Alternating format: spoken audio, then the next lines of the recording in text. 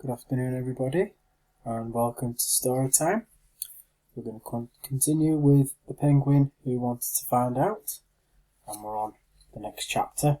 It's called The Last Chick. Otto was so busy during the next few days that he didn't have much time to miss Claudius. As the ladies came back from the sea to feed the chicks, all the fathers disappeared one by one to feed themselves. Otto had to look after all of his huddle. Often he had to huddle the chicks together when the grown-ups were still walking about. They had enough blubber to keep them warm, but the chicks hadn't yet.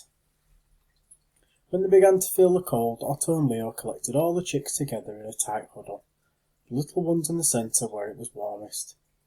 When he had finished making the very first chick huddle of this kind, Otto noticed a chick standing all by himself, some way away, looking out to sea. "Oh dear," he said to Leo. "Look, we've left someone out. I must go and fetch him." Leo looked across at the chick. "Oh yes, that's Alex. He was the last chick to hatch, so he's only a baby. We must keep him warm." Otto hurried off. As he got nearer to the chick, he could see that Leo was right. Alex was just a baby. He wasn't really big enough to be off his father's feet. He looked so cold and miserable standing there that Otto knew he must have to get him into the huddle quickly. "Where's Daddy?" wailed Alex as soon as Otto reached him. "I want my father." "I expect he was hungry," Otto said.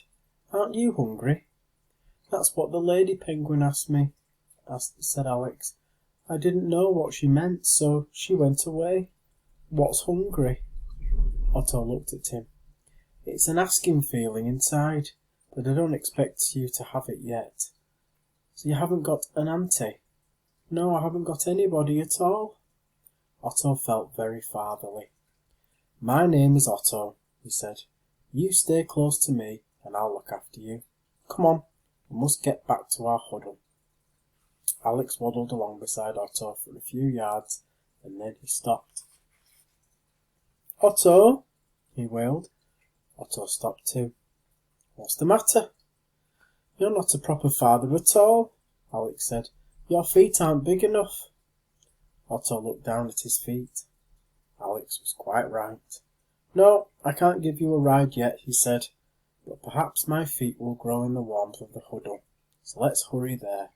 Come on, run!" So Otto and Alex arrived at the huddle at last, Otto pushing the baby in front of him for the last little bit. He tried to push him to the centre of the huddle, but Alex wouldn't leave him.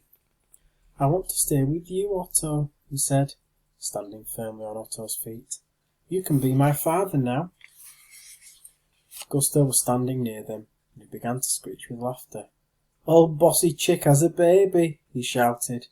"When you're quite finished, cheeky chick, you can come and help me look after him," Otto said. "Come on, you keep his front warm whilst I keep the wind off his back." "Why?" said Gusto. "I'm busy keeping myself warm."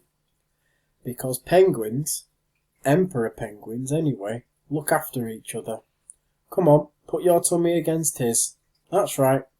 Alex, this is Gusto. He talks an awful lot, but he's a very nice chap."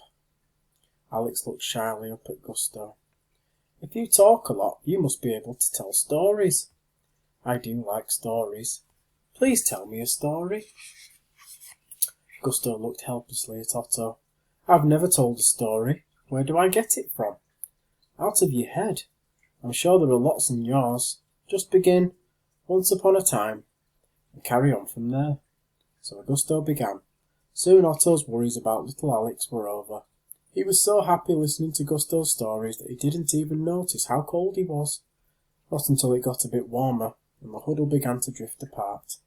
Gusto was hungry, so he grabbed at the end of his last story and went off to find his auntie. "Otto," Alex wailed, "Gusto's gone. I'm cold, horribly cold." "Yes, Alex, I expect you are. We live in a cold place, you see. You'll get used to it."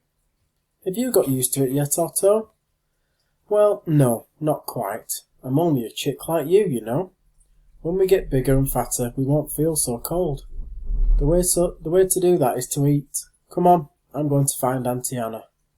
They found Auntie Anna and Otto had a good feed, and when he had finished he was very surprised to see Alex come up to Anna and say, "Me too." "What's this?" Otto said. "I thought you weren't hungry yet." "I think I am now," Alex said. "Will you be my Auntie Anna?" "Well, I don't know," Anna said. "Two chicks to feed. I shall be worn out." Otto looked at her. "Alex is the last chick around here, Anna. It means that you have the first and the last. That's very special." Anna grinned at Otto. "All right, you've talked me into it. We'll find Alex an auntie of his own soon, but I'll feed him for the time being. Come on, little one." So Alex had his first meal, an enormous one. "There won't be much left for you tomorrow, Otto," Anna said. "I'll have to go down to the sea again." "Never mind. There'll be plenty of aunts and uncles coming to feed you all from now on." "You mean I'll have to get used to somebody different?" Otto asked. "I've only just got to know you." "That's how it is with emperor penguins. The grown-ups go backwards and forwards to the sea to get food for you, until you're big enough to go yourselves. You'll have lots of different penguins to look after you, but you won't go hungry. Penguins look after each other." That's what Claudius said, Otto thought, but lots of different penguins to feed him. Oh well, he was a penguin. He'd get used to it. And that's all for today. Hope you enjoyed it. See you next time. Bye.